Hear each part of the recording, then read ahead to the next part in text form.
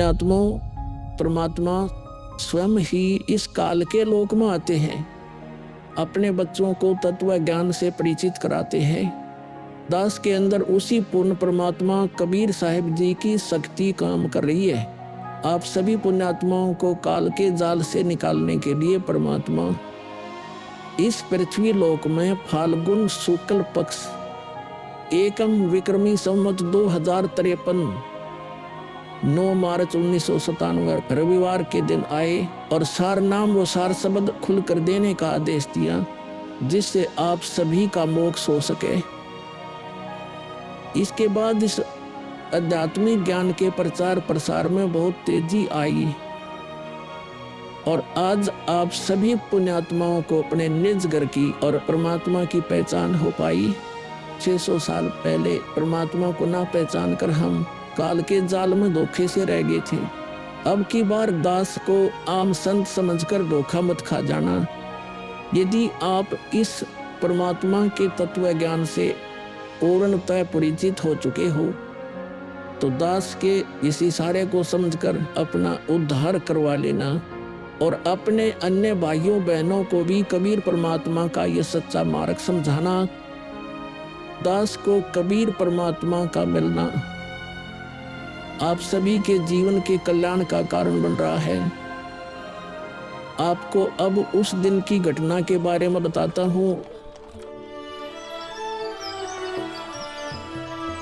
ये सत्य घटना उस दिव्य प्रसंग की है जो आज तक केवल एक रहस्य था।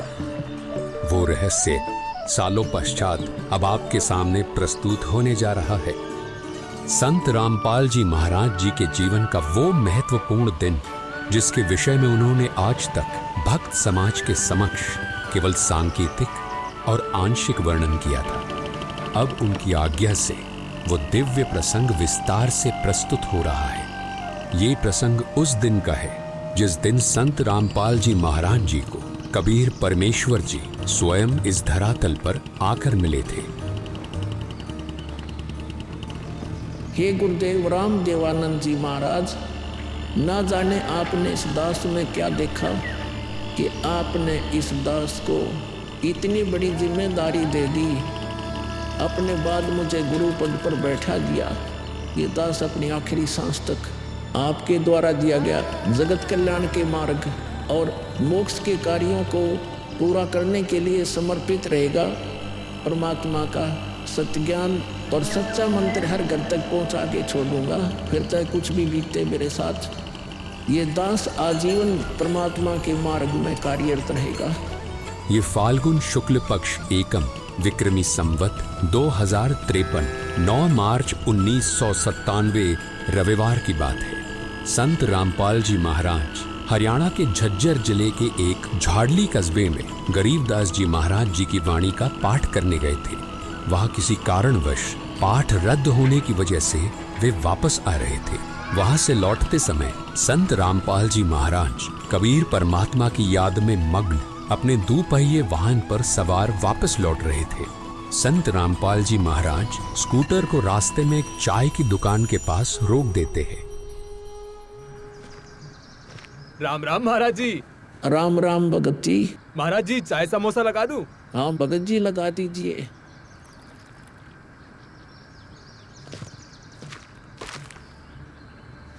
इस बोले भगत को भी परमात्मा का तत्व ज्ञान समझाना चाहिए। भगत जी, कबीर परमात्मा की भक्ति करनी चाहिए। मनुष्य जीवन हमें सिर्फ इसीलिए मिलता है। मानुष जन्म दुर्लभ है ये नलन बोरे, जैसे तरवर से पत्ता टूट गिरे वो बोर न लगता डोरी। भगत जी, इस काल लोक का कोई भरोसा नहीं है, न जाने कब किस पर क्या बिजली गिर जाए। इसलिए कहता हूँ आपको कि कबीर परमात्मा से जुड़ जाओ, नाम दीक्षा लेकर अपना कल्याण करवा लो। वो कबीर परमात्मा यह भी आपकी और आपके परिवार की रक्षा करेगा और मृत्यु के बाद सीधा मोक्ष को प्राप्त कर जाओगे। ठीक कहते हो महाराज जी। ये कबीर परमात्मा ऐसे गंदे लोक में जहां आदमी की जिंदगी का पल का भरोसा नहीं, व्यक्ति यहाँ जी कैसे रहा है ना जाने कब क्या हो जाए, कब कौन सी बीमारी हो जाए, कब दुर्घटना हो जाए, कब कोई संसारिक आपदा आ जाए। दाता, आपकी भक्ति के बिना यहाँ किसी को ना सुख मिल सकता है और न ही मोक्ष। ये बात ये बोले जीव कब समझेंगे? आखिर ये अज्ञान अंधेरा कब दूर होगा दाता? आप ही दया करेंगे कबीर परमेश्वर। ये बोले जीव तो अपना जीवन आपकी भक्ति के बिना व्यर्थ ही कर रहे हैं। चाय पीने के बाद संत रामपाल जी महाराज मातन हिल की तरफ निकल पड़ते हैं। बिन उपदेश अचंभ है, क्यों जीवत है प्राण, और भक्ति बिना काठोर है, ये नर नहीं पाषाण।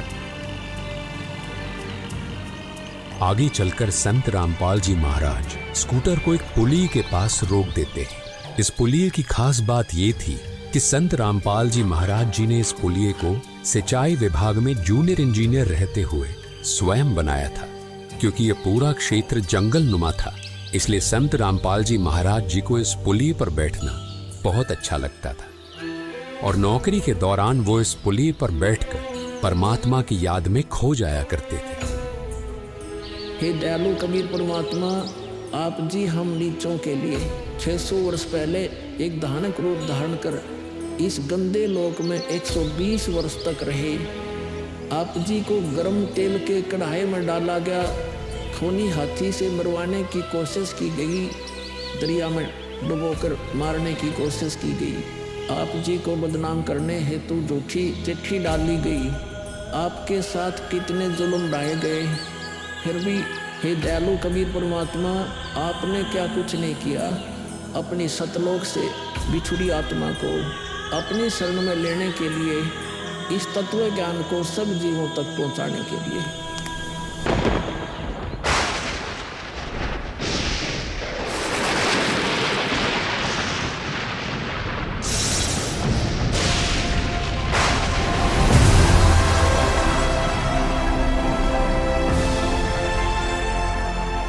साहेब कबीर आजा आत्मा तोए पुकारती, तेरे हाथ में चाबी हो सतगुरु सतलोक द्वार की।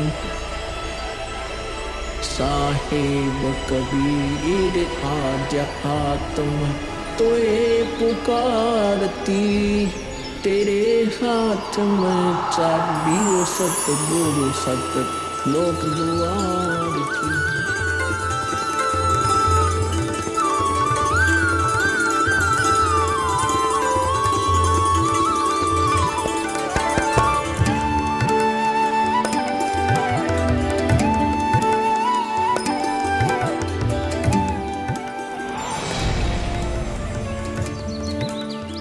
राम राम भगत जी। राम राम। आओ भगत जी बैठिए, खड़े क्यों हो?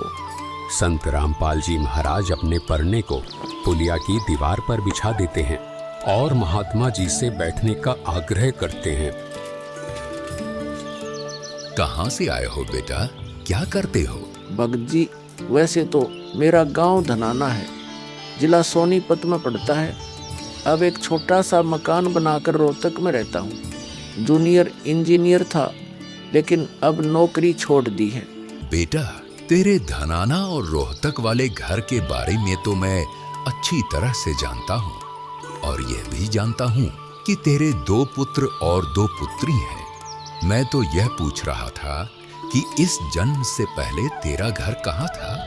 अरे, इन महात्मा जी को मेरे बारे में इतना कैसे पता है? महात्मा जी, जन्म से पहले हम सतलोक में थे, वही हमारा घर था। लगता है ये भगत जी राधा स्वामी पंथ के अनुयायी हैं। इनको सत्य का ज्ञान कराना चाहिए। मेरे गुरुजी स्वामी रामदेवानंद जी हैं। मेरे भगवान कबीर देव जी सृष्टि के रचनहार हैं, वही सतपुरुष है। कुछ पंथ वाले सतलोक के विषय में तो बताते हैं, लेकिन वे सतपुरुष को निराकार बताते हैं, जो कि बिल्कुल झूठ है। भक्त जी, मैं स्वयं संत गरीबदास जी के पंथ से जुड़ा हूँ। संत गरीबदास जी गांव छुड़ानी जिला झज्जर वाले थे और उनको 10 वर्ष की उम्र में कबीर परमात्मा जी जिंदा महात्मा के रूप में मिले थे। उसके बाद कबीर परमात्मा जी गरीबदास जी की आत्मा को अपने साथ सतलोक ले गए थे और वहाँ की सारी व्यवस्था दिखाकर उन्हें इस धरती पर वापस छोड़ा था। फिर उन्हीं बालक गरीबदास ने सतलोक के बारे में बताया कि ऊपर सतलोक है, वहाँ सारी सुख सुविधा उपलब्ध हैं, सदाबहार बाग हैं, नर नारी की सृष्टि है। वहीं पर एक गुम्मट युक्त महल में कबीर परमात्मा जी सिंहासन पर बैठे हुए हैं और वहीं से कबीर परमात्मा जी इस सृष्टि को चला रहे हैं। हम सब वहीं रहा करते थे, वही हमने जाना है। जो सतलोक में केवल प्रकाश ही प्रकाश बताते हैं उनका ज्ञान गलत है, वे मोक्ष प्राप्त नहीं कर सकते। भक्त जी उस बालक गरीबदास ने वाणियों के माध्यम से बताया है कि गरीब अनंत कोटि ब्रह्मांड का एक रति नहीं भार, सतगुरु पुरुष कबीर हैं कुल के सिरजनहार। कौन कबीर? हम सुल्तानी नानक तारे दादू को उपदेश दिया, जाति जुलाहा भेद नहीं पाया, काशी माहे कबीर हुआ। बहुत आनंदित करने वाली बातें करते हो, और बताओ कुछ। इन्हें अपना ज्ञान अधूरा लग रहा है, हो सकता है ये नाम दीक्षा लेकर परमात्मा से जुड़ जाए। भक्त जी अगर आपको अपना कल्याण करवाना है तो एक ही तरीका है, नाम दीक्षा। मेरे पूज्य गुरुजी ने मुझे नाम दीक्षा देने का आदेश दे रखा है। मैंने अपना घर और नौकरी छोड़ दी है, अब गुरुदेव जी की ही आज्ञा अनुसार प्रचार और दीक्षा देने का पवित्र कार्य कर रहा हूँ। बेटा, क्या तुम्हारे गुरुजी ने तुम्हें सारनाम और सार शब्द देने का भी आदेश दिया है? इन्हें कैसे पता सारनाम सार शब्द के बारे में? गुरुदेव की आज्ञा थी कि अभी सारनाम को सार्वजनिक नहीं करना है। उन्होंने कहा था कि मुझे स्वयं परमेश्वर कबीर जी मिलेंगे और वही मुझे सारनाम को सार्वजनिक करने का सही समय बताएंगे।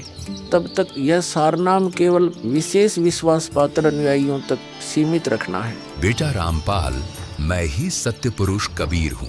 अब वह समय आ गया है सारनाम और सार शब्द प्रदान करने का। वह भक्त जी, मैंने आपको बता दिया कि कबीर परमेश्वर मुझसे मिलने आएंगे, तो आप स्वयं ही कबीर परमेश्वर बन बैठे। मैंने अपने गुरुजी से पूछा था कि हे गुरुदेव, मैं कैसे पहचानूंगा जो मुझे मिलेंगे कि वे कबीर भगवान हैं? गुरुजी स्वामी राम देवानंद जी बोले, यह विश्वास करवाना, वो पहचान करवाना उनका काम है। तभी तो मैं बता रहा हूँ, मैं ही सत्य पुरुष कबीर हूँ। कबीर परमेश्वर जी सबको जिंदा बाबा के वेश में मिले हैं, आप तो जिंदा बाबा वाले वेश में नहीं हो। जिंदा महात्मा तो मुसलमान साधु होते हैं। मुसलमान धर्म तो अभी 1500 साल पहले ही बना है। मेरा असली वेश तो यही है जिस रूप में मैं तुम्हारे सामने खड़ा हूँ। रामपाल, तुम मेरी परम हंस आत्मा हो। जगत कल्याण के लिए मैंने ही तुझे भेजा है। अब सही समय आ गया है सार नाम और सार शब्द देने का। मैं कभी सिर पर मुकुट, कभी पगड़ी, कभी टोपी धारण कर लेता हूँ। चारों युगों में आता हूँ। सतयुग में सत सुकृत नाम से, त्रेता युग में मुनींद्र नाम से, द्वापर युग में करुणामय नाम से और कलयुग में अपने वास्तविक नाम कबीर देव यानी कबीर नाम से आता हूँ और तेरे जैसी हंस आत्माओं से मिलकर उनका भ्रम दूर करता हूँ। लेकिन अगर तुझे केवल जिंदा महात्मा के रूप में विश्वास है तो मैं तुझे अपना वो रूप भी दिखा देता हूँ। ये देख।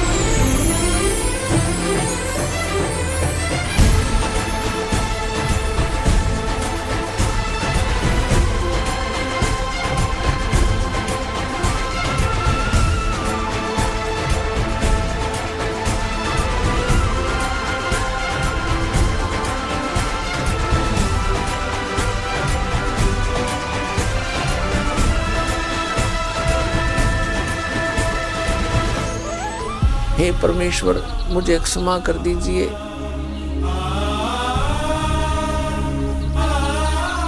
मुझसे अनजाने में गलती होगी।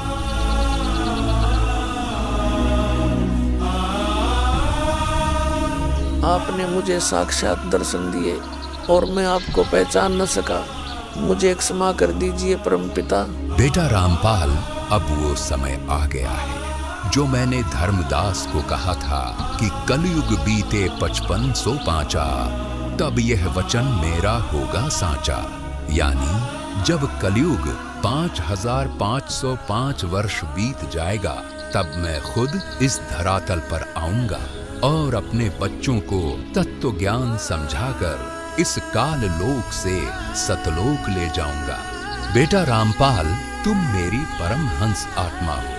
अब इसके आगे बेटा, मैं ही तेरे रूप में सारी लीला करूंगा और यह तत्व ज्ञान अपने बच्चों को बताऊंगा, उन्हें सतलोक की राह दिखाऊंगा।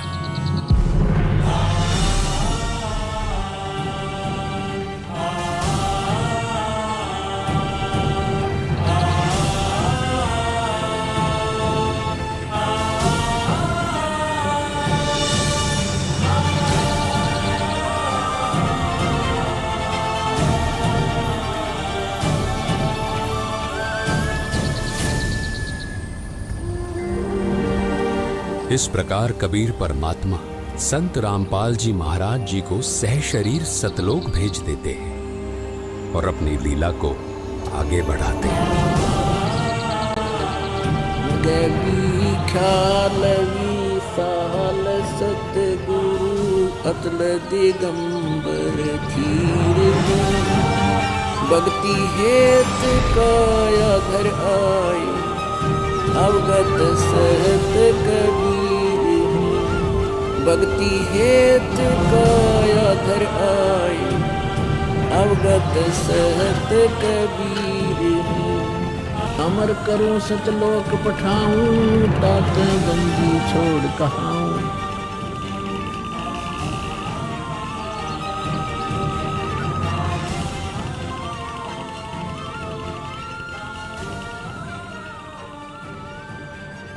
इस प्रकार कबीर परमात्मा संत रामपाल जी महाराज जी को सह शरीर सतलोक भेज देते हैं और स्वयं सर्व सृष्टि रचनहार कबीर परमात्मा संत रामपाल जी महाराज जी के रूप में संपूर्ण संसार का उद्धार करने के उद्देश्य से इस पवित्र मिशन पर निकल पड़ते हैं। संत रामपाल जी महाराज जी के रूप में कबीर परमात्मा स्वयं को छिपाए हुए हैं। उनके इस लीला को समझना आम जीव की समझ से बहुत दूर है।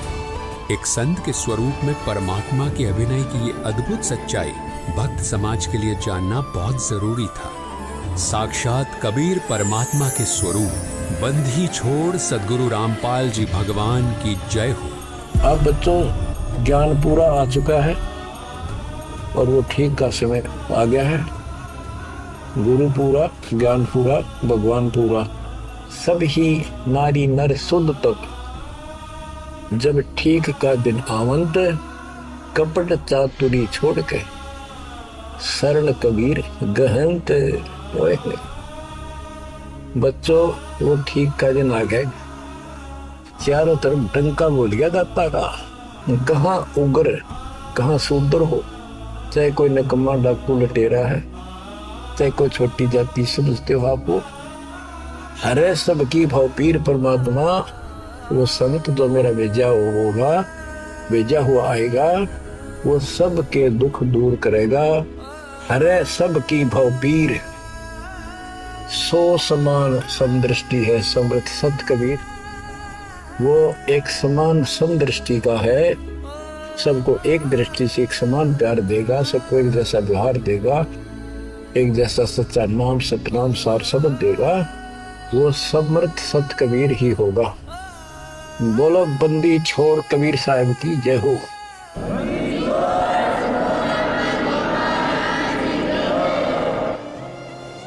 आपके मोक्ष के लिए परमात्मा ने कसर नहीं छोड़ रखी।